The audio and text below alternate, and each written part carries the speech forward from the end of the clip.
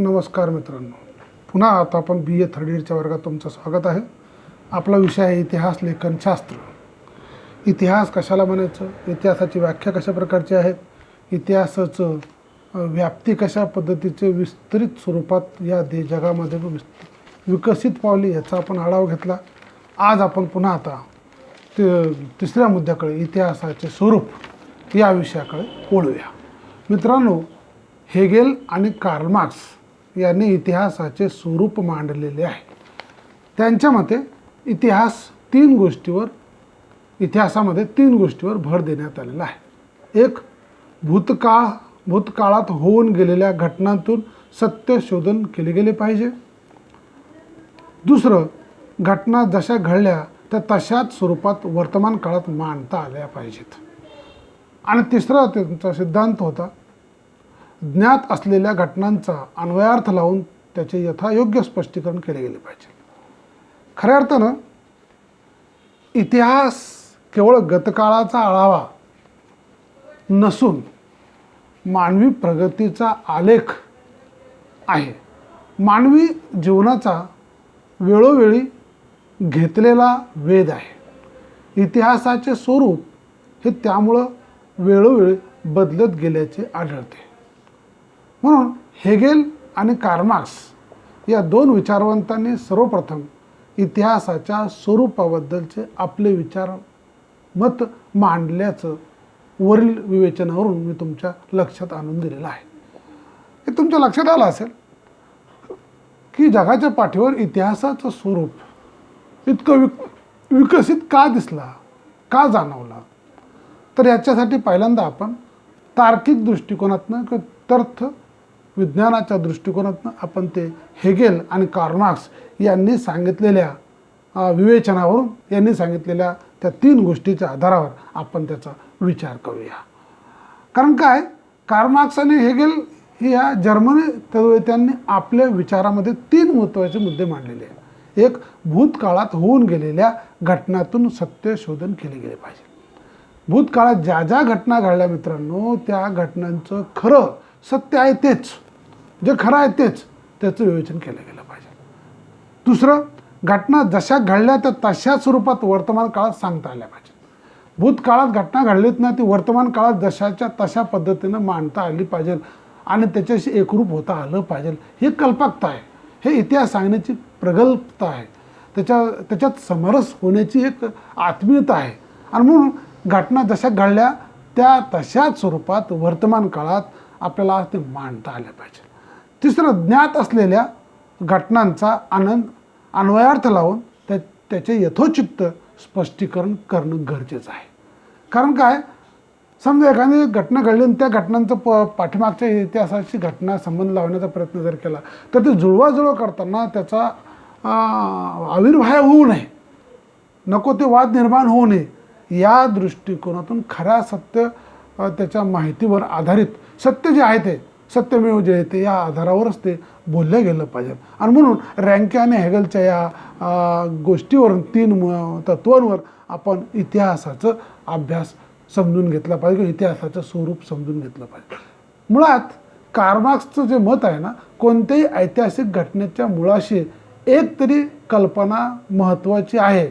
या बेसिकवर इतिहासात प्रत्येक घटनेच्या मुळाशी भौतिक परिस्थिती फार कारणीभूत आहेत असं त्याचं ठाम मत होतं.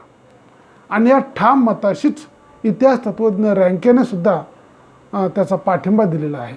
आणि म्हणून अगदी शास्त्रशुद्ध पद्धतीने असं म्हणता येईल की इतिहासाचं स्वरूप हे विकसित होताना दिसतं. आणि म्हणून इतिहासाचं स्वरूप आज विविध व्याख्येतून विविध कोटेशनमधून विस्तरित स्वरूपात इतिहासाचं स्वरूप पाहावयास मिळतं. मग इतिहासाचं स्वरूप कोणत्या गोष्टीमुळे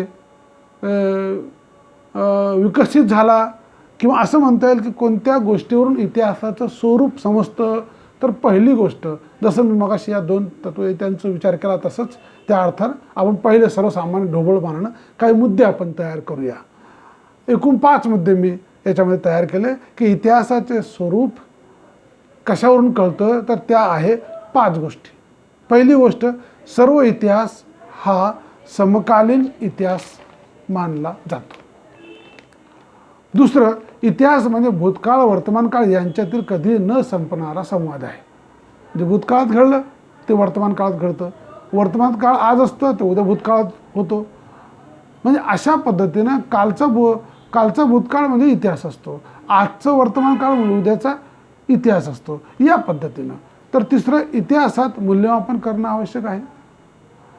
मूल्यमापन झालं पाहिजे. ही घटना कशी घडली, कशा पद्धतीने घडली, त्याचे काय प्रतीकं आहेत, काय इफेक्ट आहेत, काय परिणाम आहेत, याचा विचार झाला पाहिजे. इतिहासात मूल्यमापन करणं आवश्यक आहे. आणि चौथं, इतिहासामध्ये समकालीन तत्वे असावी की नसावी हा एक विचार आहे. कारण समकालीन आज जे घडते त्या घटनेशी त्याचा संबंध लावणं, हे जे तुम्ही संबंध जुळवाजुळीचे प्रकरण खेळतात ना, याच्यातनं काय वाद निर्माण होतात. मग जसं ते घडलं होतं ते आज जे घडलेल्या घटनेशी त्याचा घटनेशी संबंध लागतं का, याचा विचार आपण केला गेला पाहिजे. आणि इतिहास हे शेवटी कसं आहे, स्वायत्त आहे. त्यामुळं त्याला अधिकार आहेत स्वायत्तपणे बोलण्याचं, त्याच्यावर विषय मांडण्याचा. हा जरी अधिकार असला तरी काही गोष्टी या ठिकाणी आपण महत्त्वाची घेतली पाहिजे. कारण का, भूतकाळ वर्तमान काळ भविष्यकाळ या तिन्ही काळांशी जुळण्याचं काम इतिहास करत असतं. आणि मग कॉलिंगवुड यांनी क्रोसे यांचे म्हणणे मान्य केलेलं आहे की त्यांच्या मते हे जे आहेत ना, भूतकाळ भविष्यकाळ आणि वर्तमान काळ, भूतकाळ वर्तमान काळ आणि भविष्यकाळ या तिन्ही काळाचं समन्वय साधण्याचं काम इतिहास करत असतं. मग हे कॉलिंगवुडचं मत जसे तसे क्रोसेनं अंगीकारलं. आणि म्हणून इतिहास हे भूतकाळ आणि वर्तमान काळ यांच्यातील कधीही न संपणारा दुवा असे त्यानं या ठिकाणी मान्य केलेलं आहे. म्हणून असंही लक्षात येतं की काही ज्या घटना आहेत, आता E.H. कार या इतिहासवेत्यानं असं म्हटलेलं आहे, इतिहासकार हा वर्तमान काळात राहून भूतकाळाबद्दल लिहित असतो, त्याच्यावर टीका टिप्पणी करत असतो, काही समस्यांची सोडवणूक करण्याचा प्रयत्न करत असतो. इतिहासकार हा मुळातच वर्तमान काळात राहत असल्याने वर्तमान काळातील निर्माण झालेल्या विचारसरणीचा प्रभाव त्याच्या पाठीमागचा इतिहास लिहिताना होताना दिसतो. आणि म्हणून अर्थबोध लावताना त्यात प्रामाणिकपणा असेल का याची शाश्वती नसते. म्हणून हा एक विचार या ठिकाणी विचाराधीन आहे असं या ठिकाणी म्हणावंसं वाटतं. काय होतं मित्रांनो, की मी आज एखाद्या समाजाचं, एखाद्या व्यक्तीबद्दलचं किंवा एखादी घटना घडली असेल की ज्या घटनेमुळं तो समाज, तो घटक वादग्रस्त ठरला असेल. मग पाठीमागच्या एखाद्या घटनेला त्यांनी चांगलं कार्य केलं असेल, पण ते चांगलं कार्य न सांगता आज त्यांच्याबद्दलची जी विचारसरणी आमच्या मनात आहे ते पाठीमागं सुद्धा तशीच त्याला ठेवायचं आणि त्याला पुरावा द्यायचा. ह्याच्यातनं काय होतं की समाजामध्ये तेढ निर्माण होतात. आणि म्हणून काही गोष्टी अशाही मान्य केल्या गेल्या पाहिजेत की इतिहास हा अर्थबोध आहेत, त्याचा बोध निश्चित लावला गेला पाहिजे. भूतकाळात घडलेल्या घटना वर्तमान काळात सांगत असताना वर्तमान काळातल्या विचाराशी त्याचा संबंध लावताना थोडासा विचार केला गेला पाहिजे. नाही तर काय होतं, जसं तसं आयज इट इज थोपण्याचा प्रसंग आज इतिहासामध्ये दिसतं. हा एक या ठिकाणी स्वरूप त्याचं पाहावयास मिळतं. मग इतिहासात मूल्यमापन करणं आवश्यक आहे की नाही? कारण का, मूल्यमापन नाही केलं तर आम्हाला कसं कळणार हो की हे इतिहास सत्य आहे की नाही, सत्य ही घटना सत्य आहे की नाही? मग ते तर्क आहेत, त्याचे कार्बन 14 काही घटना आहेत, काही गोष्टी आहेत, काही सिद्धांत आहेत. या तर्कनिष्ठतेवर आधारित त्या इतिहासाच्या आवश्यकतेवर, संशोधनावर आपण निश्चितपणे ठामपणे राहू शकतो. मग रँके आणि बुयुरी या दोघांनी नेमके या विरुद्ध मत मांडले. त्यांचं मत काय, इतिहासकाराने घडलेल्या गोष्टी जशा दिसतात तशा मांडाव्यात, त्यातून वाचकांना कोणतेही तत्व अथवा नीतिबोध करू नये. अर्थात हे विधान धाडसी आहे, ते आज स्वीकारले जाणार नाही. आहे तसं सांगायचं, पण कोणती तत्व नीतिबोध करू नये. म्हणजे उदाहरणार्थ असं असं घडलं होतं, आजच्या ह्या समाजानं असं करू नये, अशा प्रकारचं नीतिबोध, अशा प्रकारचं त्यांना चॅलेंज करणं, अशा पद्धतीनं विशिष्ट समाजाला टार्गेट करणं, विशिष्ट व्यक्तीला टार्गेट करणं, हा प्रकार होऊ नये इतिहास मांडताना, इतिहास लिहिताना. म्हणून इतिहासाचं स्वरूप हे विस्तृत स्वरूपात पाहावयास मिळतो. आणि इतिहासामध्ये समकालीन तत्व असावी की नसावी, त्या समकालीन कसोट्या आहेत, बुद्धिजीवीच्या कसोट्या आहेत, प्राचीन ज्या घटना आहेत त्या घटनांच्या त्या कसोट्या आहेत. ग्रीक लोकांनी, रोमन लोकांनी इतिहासाचे लिखाण केले, ते राजकीय दृष्टिकोनातून लिहिलं गेलं. प्राचीन इतिहास त्यांच्या पद्धतीने लिहिला. तो काळ तशा प्रकारचा होता म्हणून त्यांच्याकडे उपलब्ध असलेल्या साधनांच्या आधारावर त्यांनी त्यांच्या पद्धतीने तो विषय मांडण्याचा प्रयत्न केला. आज तुमच्याकडे संशोधन मोठं झालेलं आहे, तुमच्याकडे साधनं मोठी आहेत, तुमच्याकडे पुस्तकं आहेत, ग्रंथावली आहेत, स्थळं आहेत, ठिकाण आहे, इंटरनेट आहे, म्हणून तुम्ही त्याच्यामध्ये आता बदल करताल. म्हणून त्याच्यामध्ये बदल करता याचा अर्थ असा, नवीन संशोधन तुम्ही आत्मसात करता. म्हणून समकालीन तत्त्वे असावेत, पण ते समकालीन तत्व पाठीमागच्या याच्यावर वाद करणारे नसावे, हा एक दृष्टिकोन. आणि म्हणून इतिहास हे स्वायत्त आहे असंही बोललं जातं. कारण ही इतिहासाची स्वायत्तता ही प्रामुख्याने इतिहासकारांच्या प्रतिभेवर अवलंबून आहे, असा एक सिद्धांत पुढे येतो. इतिहासातील घटना या वर्तमान काळातीलच घटना असतात आणि त्या संदर्भात ऐतिहासिक घटना या समकालीन असतात. ऐतिहासिक घटनांमध्ये एक विचार असतो. म्हणून कॉलिंगवूड म्हणतो की इतिहास, all history is the history of thoughts. कारण कॉलिंगवूडच्या मते कोणती ऐतिहासिक घटना नुसती असत नाही, तर त्यामागे काहीतरी कारण, काहीतरी परंपरा, काहीतरी रूढी असतेच असते. आणि म्हणून तिचा सत्य उजेडात आला पाहिजे. म्हणजे या ठिकाणी इतिहास आहे, स्वायत्त आहे, सत्य मांडणं हे काळाची गरज आहे. मग इतिहासाच्या या संपूर्ण प्रक्रियेमध्ये इतिहासाचं स्वरूप कशा पद्धतीनं विस्तृत झालं याचा आपण या ठिकाणी विचार करीत आहोत. थोडक्यात असं म्हणता येईल मित्रांनो की इतिहासाचे स्वरूप मोठे असून त्यात विविधता आहे. इतिहासाची अनेक वेळा पुनरावृत्ती झाल्याचे दिसते. सर्व प्रकारचा इतिहास हा समकालीन इतिहास आहे. त्याचबरोबर इतिहास म्हणजे भूतकाळ व वर्तमान काळ यांच्यातील कधीही न संपणारा संवाद आहे. इतिहासात मूल्यमापन करणे काळाची गरज आहे. इतिहासाचे स्वरूप हे स्वायत्त आहेत. इतिहासाच्या अध्ययनातून भवितव्य व वर्तविण्याची क्षमता असते, हे या ठिकाणी आपण लक्षात घेतलं पाहिजे. आणि म्हणून इतिहासाचं स्वरूप दिवसेंदिवस बदलत आहे. म्हणून मी तुम्हाला मगाशी काय बोललो की मित्रहो, इतिहासाचं स्वरूप हे आजच्या घडीला जसं व्याप्ती वाढत आहे तसं इतिहासाचं स्वरूपसुद्धा मोठ्या प्रमाणामध्ये वाढलेलं दिसतं. म्हणून आज आपण असा विचार केला की इतिहासाचं स्वरूप कशा स्वरूपाचं आहे, कोणत्या गोष्टीतनं आपण इतिहासाचं स्वरूप मान्य करावं. तर त्याच्यासाठी मी तुम्हाला कार्ल मार्क्स आणि हेगलने सांगितलेल्या 3 तत्वाचा तुम्ही तुमच्यासमोर मांडणी केली. एक पहिला मुद्दा होता भूतकाळात होऊन गेलेल्या घटनेतून सत्य शोधन केले गेलं पाहिजे. दुसरं म्हटलं घटना जशा घडल्या तर तशाच स्वरूपात वर्तमान काळात मांडता आल्या पाहिजे. तिसरं म्हटलं ज्ञात असलेल्या घटनांचा अन्वयार्थ लावून त्याचे यथायोग्य स्पष्टीकरण केले गेलं पाहिजे. नंतर मी तुम्हाला असंही म्हटलं की ज्याच्यामुळं इतिहासाचं स्वरूप विकसित झालं त्या कोणत्या गोष्टी. तर पहिली गोष्ट अशी की सर्व इतिहास हा समकालीन इतिहास असतो. दुसरा मुद्दा आपण बघितला, इतिहास म्हणजे भूतकाळ आणि वर्तमान काळ यांच्यातील कधी न संपणारा संवाद आहे. तिसरं आपण असं म्हटलं, इतिहासात मूल्यमापन करणं आवश्यक आहे, कारण का त्याच्याशिवाय इतिहास लोकांना कळणार नाही. आणि चौथं म्हटलं, इतिहासामध्ये समकालीन तत्व असावे की नसावे याच्यावर आपण चर्चा केली. आणि मग शेवटी आपण असंही म्हटलं, इतिहास स्वायत्त आहे, कारण त्याला स्वतःचा निर्णय घेण्याचा अधिकार आहे. आणि म्हणून इतिहासाच्या ह्या सगळ्या स्वायत्त कल्पनेमधून आम्हाला विविध तत्ववेत्यांचं, विविध तत्वज्ञानांचं, विविध विचारवंतांच्या आधारे आम्हाला या ठिकाणी इतिहासाचं स्वरूप सांगता येईल. मित्रांनो, इतिहासाच्या स्वरूपानंतर आपण मुख्य मुद्द्याकडे येऊ. इतिहासाचे काही प्रकार आहेत. ते प्रकार कोणकोणते आहेत? तर इतिहासाचे विविध प्रकार आहेत.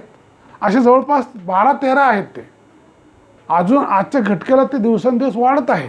मग कोणकोणते आहेत इतिहासाचे प्रकार?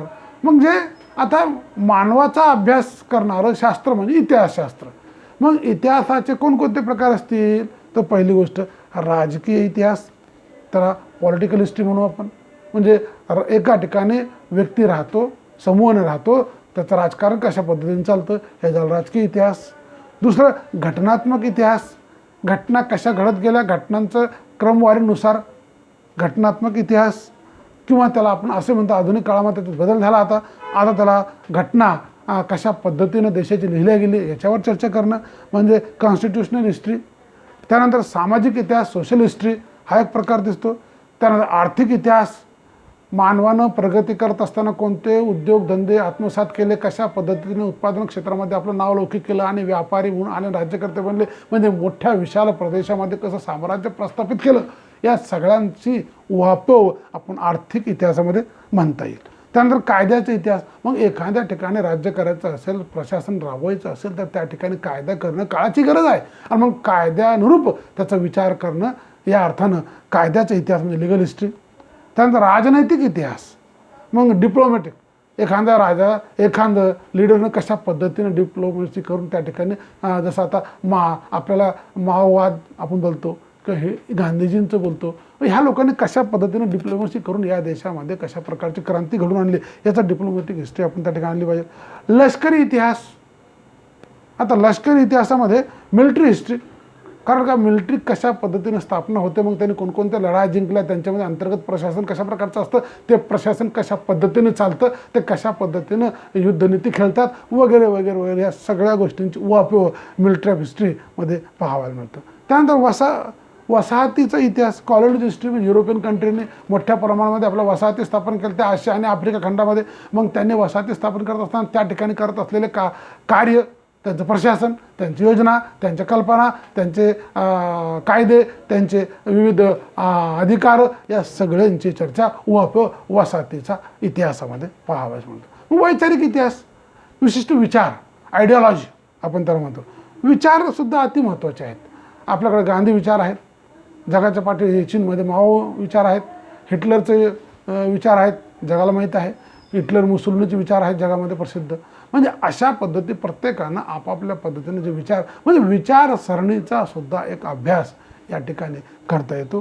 त्यानंतर सांस्कृतिक, कल्चर हिस्ट्री, जगाच्या पाठीवर निरनिराळ्या संस्कृत्या उदयाला आल्या. मग ग्रीक संस्कृती, रोमन संस्कृती, ॲसिरियन संस्कृती, सुमेरियन संस्कृती, मेसोपोटेमियन संस्कृती, सिंधू संस्कृती, नंतर आमची चीन संस्कृती, या विविध संस्कृतीच्या जडणघडणीमध्ये किंवा या संस्कृतीचा इतिहास, तेथील सामाजिक जीवन, तेथील राजकीय जीवन, त्याचं आर्थिक जीवन, त्यांचं धार्मिक जीवन, त्यांचं कलात्मक जीवन, त्यांचा सर्वांगाने अभ्यास करून त्या ठिकाणचं स्थापत्य, कला, साहित्य यांचं विचार एकत्र करून इतिहास सांगणं, मांडणं म्हणजे सांस्कृतिक. मग त्या ठिकाणची संस्कृती परंपरा कशा प्रकारची आहेत, त्या परंपरेला अनुसरून रूढी प्रथा कशा प्रकारचे विकसित झालेल्या आहेत, त्या ठिकाणी धार्मिक परिस्थिती कशा प्रकारची, सामाजिक जीवन कशा प्रकारचं, हे सुद्धा त्या ठिकाणी मांडण्याची प्रथा प्रघात आहे. म्हणून सांस्कृतिक इतिहास, कल्चर हिस्ट्री या ठिकाणी या शाखेमध्ये किंवा या प्रकारामध्ये पाहावयास मिळतं. नंतर मौखिक हिस्ट्री, ओरल हिस्ट्री, आजीकडून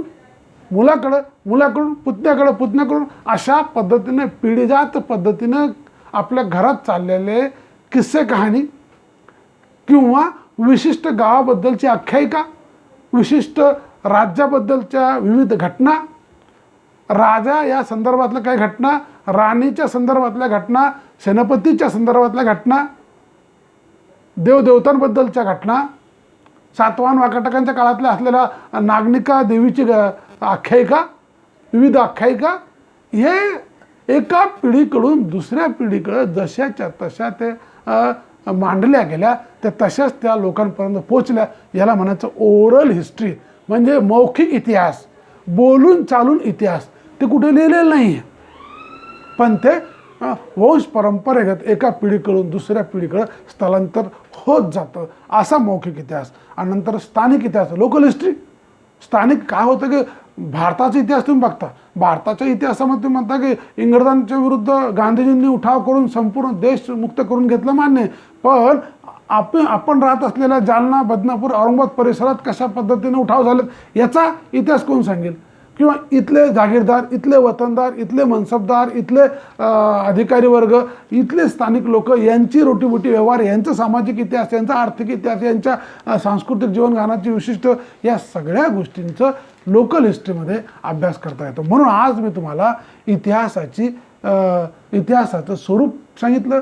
स्वरूपानंतर मी इतिहासाचे विविध प्रकार सांगितले. त्या विविध प्रकारामध्ये राजकीय इतिहास, घटनात्मक इतिहास, सामाजिक इतिहास, आर्थिक इतिहास, कायद्याचा इतिहास, राजनैतिक इतिहास, लष्करी इतिहास, वसाहतीचा इतिहास, वैचारिक इतिहास, सांस्कृतिक इतिहास, मौखिक इतिहास आणि स्थानिक इतिहास अशा 12 शाखांचं, अशा 12 प्रकारांचं मी या ठिकाणी तुमच्यासमोर मांडणी केलेली आहे. धन्यवाद मित्रांनो.